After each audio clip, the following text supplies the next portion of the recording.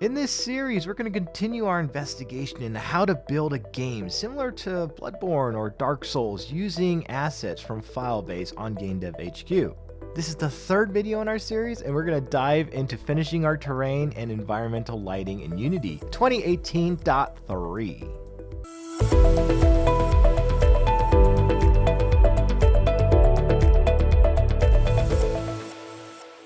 Hey everyone, this is Al over at GameDevHQ.com, and every week we bring you 3 amazing pieces of content related to game development. Like, subscribe, and check us out at GameDevHQ.com. So this is a scene that we created, inspired by a Bloodborne kind of world, using assets in Filebase on GameDevHQ.com, and using the basic version of Unity 2018.3, which you can download for free. So in this tutorial, we're going to finish up our terrain and introduce environmental lighting. Alright, so this is part 3 of this series, and we are going to just kind of add a couple more assets to this scene to give it a little more variety, and then we're going to start talking about the environment. So, what assets am I going to add? I'm going to start off by adding a medieval wall. I'm just going to drag that into scene. And I'm going to turn on in my gizmos select outline so I know where it exists. And if you hold the command button, you get this kind of dial that shows up that gives you like an exact percentage of your rotation. So I'm going to go ahead and add this wall around my scene. We can also add an additional wall and just kind of stretch it around.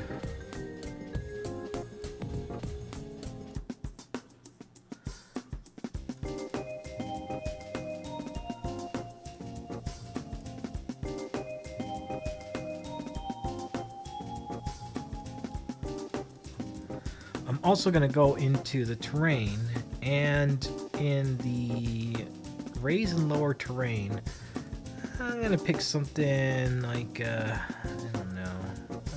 let's do this pattern right here. I'm going to increase the brush size, and I want to add some more hills in the background. And with that, I'm just going to change this to this brush, and we'll just smooth this out.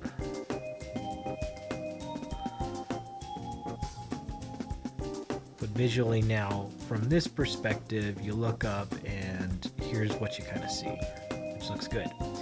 And then I'm going to create a game object that's empty.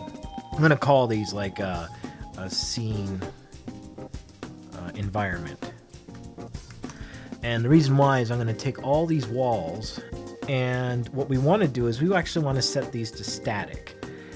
And it's going to ask us if we want to change the children to static as well. The answer is yes down here, and you'll see that your bake times are going to increase, but this is going to be good because once this is done, it's going to light map the environment with these walls, and then it's going to shut off the ability to create dynamic shadows with those, which is going to be a performance friendly tool. Another thing we're going to go ahead and add in is these sacks and also these fences. So let me go ahead and pull in this fence, and we'll go ahead and rotate this around.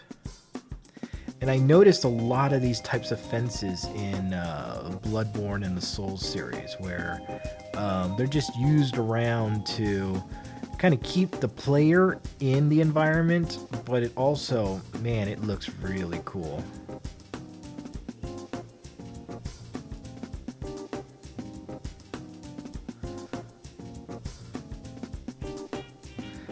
And one of the things that you should know is if you press the F button, you can usually relock back into the center of this object.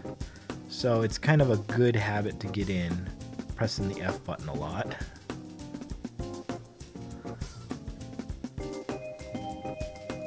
And once you got that all finished, just drop your fences into your environment and make sure they're all set to static. And that will bake those fences into your scene as well. Another small little detail that looks really good. So now, once that's done, what we're going to do is we're going to go ahead and add in some of these gas pillars. These are really cool. They're lamps. So where is it? Press F. I'll just set this to 0, 0, 0. Press F. And it's a gas lamp that has these pillar that has these 2 gas lamps on it. So we can set these into our shots, and you know, it just brings a whole nother level of really coolness. And I'm gonna go ahead and turn off the selection outline so it's a little bit easier to see, and I'm gonna turn off the 3D images so you know they're not so big that they drowned out everything. And I'm going to duplicate these,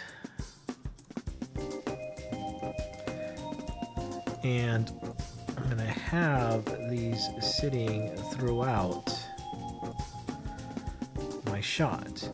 And these ultimately are where the source of light is going to exist.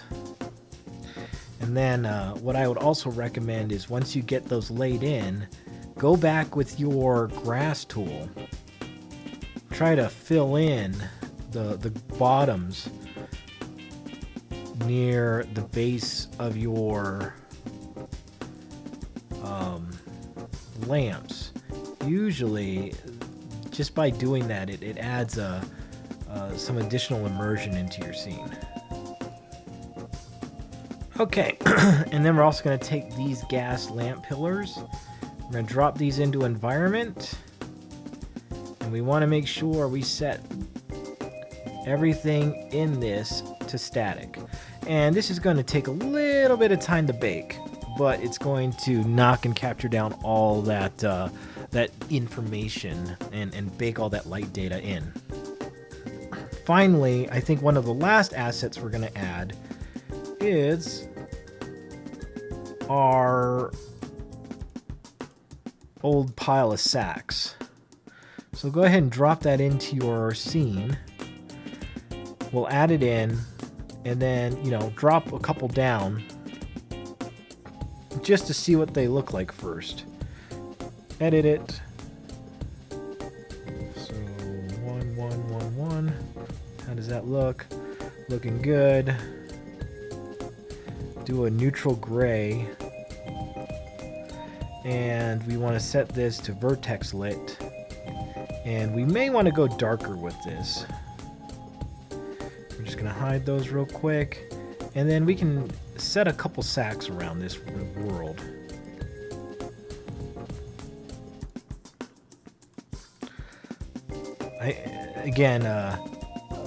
The Bloodborne and the Dark Souls series have a lot of these, and I don't know why they exist, but they certainly work. You may be asking, boy, you know, it seems like a lot of this stuff is being built quickly because we're using assets. And I think my best answer to that is yes. That's why this scene comes together so quickly, is because there are libraries of assets out there. So, you know, you can go on to the Unity Asset Store and go purchase something. Or, you know, if you really like what you see here, all you have to do is go on to gdhq.com and check out our file base. When you go onto there, you get to see not only the assets that we have available, and once you're a member, which is a $15 a month subscription, you get access to every single asset that we own. Also, on top of that, any of our paid courses that we have, they're all yours to be streamed. So, you know, it's something to check out if this is something that you're doing right now and you want to know how to get all this stuff quickly and easily. I mean, for the price, it's pretty killer. So with the pile of sacks done, I think we're pretty good in filling out in this entire scene. I like what I see here. I think it's really good looking. So the first thing from here that I really want to do let's talk about environments, lighting. Let's get that down. So we could use the standard environmental lighting package in Unity. But what I like to do is use HDR Lighting. There's a site called HDRI Haven, right? It's a free site. You go click on HDRIs and we can take a look at all the different types of skies that they have, environments that are HDRs. So for us, I'm going to actually download this one that's called Gray Pier. And then you just select, what kind of image size you want and just download that into your scene. Now, to actually use an HDRI in your scene, you need to create a skybox material. So what you do is you go to create and you go down to material. And in this case, we'll call this HDRI 2. And in here, we're going to switch our shader from the standard to skybox, and we're going to choose a panoramic because our image is a panoramic shot. And then in HDRI 2, we're going to drop this right here. Now this is an HDRI image. So how do we access the lighting? Well, you just go to Window and you go to Rendering and you go to Light Settings. Inside Light Settings, which I'm just going to dock right here for right now, we have our default skybox. We're going to take our HDRI 2 and now we'll be able to drop that into our scene, and this will be our new light box. So if I turn on my toggle skybox and fog and scene and stuff like that, you can see our light box from ground level, which I like this because it has the trees similar to the ones that we're using. And in this area, you can actually rotate your environment so that you get the best lighting in your scene. Let's see. I think this looks pretty good. Now, what we're also going to want to do is we're going to want to bring our exposure down. And what will happen is when we bring our exposure down, it will bring the rest of this environment down light-wise. So let's see. And then I'm also going to select my directional light, and I'm going to change this from this yellow, which is like a warm color, to I wanted a cool color.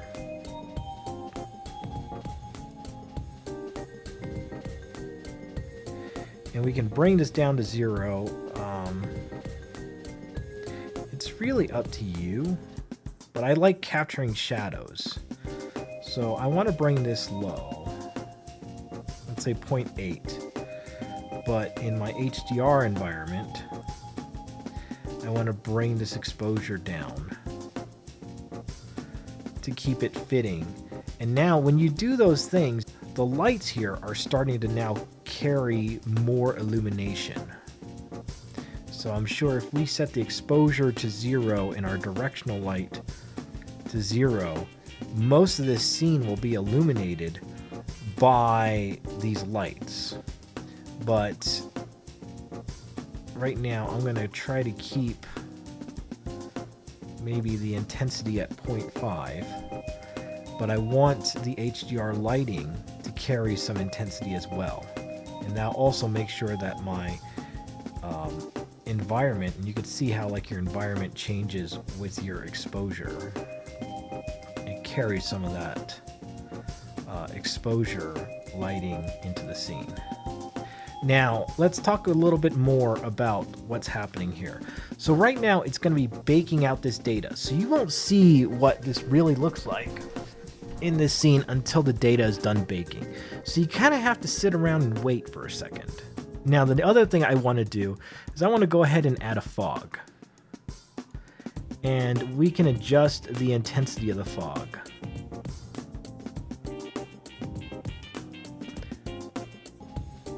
So let's do 1. There we go. And I'm going to bring the color of the fog to kind of this bluish hue, and I want to almost make it neutral. Bring it to where it's barely visible. You don't want to really notice it, but you want things in the distance to start being affected by your your fog, because that's just how atmosphere works. The further back it goes, the more atmosphere you actually see. So I think this should look pretty good. So now here is our environmentally lit scene in Unity. We've taken out the super brights, and now we are in an area where it's kind of dark, and we're gonna have to do some adjustments back and forth, but this gives us a good beginning point. Now, some of you guys may be in a situation where you're on a slower computer and these bake times just take too much time. Let it bake through once, and if you're good with the lighting, just turn off auto generate and then click generate lighting. And what it's going to do is it's going to create a light map data. And in here, if you click down on working scene, this is now your light map data baked in. And that's how it actually works in a real game. So now if you move something, your light map data is not going to change. Only when you generate lighting or hit auto generate again will your light map data update. Otherwise, it's just going to stay like this. So you can, grab an object. Let's say you can grab this crypt, move it over here, and you notice how none of the data is updating in the bake. So only the dynamic lights are going to start taking information in. So here we are with this particular scene, and I think this is a fantastic stopping point right here. Next week, we're going to start diving into post-processing, and it's really going to tie this thing together. So, I hope you enjoyed this, and check me out next week for the next tutorial. And a special thank you to all the Plus and Pro members out there. Your support makes this channel possible. What do you do with two buttons that are not pressed? You press them. Like and subscribe right down here. So go ahead and press those. This is Al. I'm out of here. Have a great day. I'll catch you later.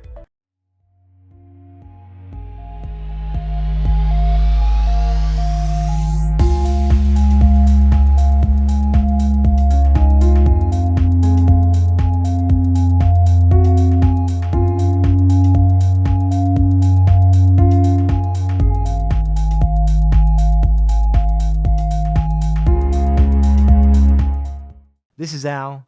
I'm out of here. Have a great day. Makes this channel possible, and we cannot thank you enough. Makes this channel possible, and we cannot thank you enough. We also want to know, and a special like and subscribe. Two little buttons right down below. You got to press them because no one else is gonna. This is Al. I'm out.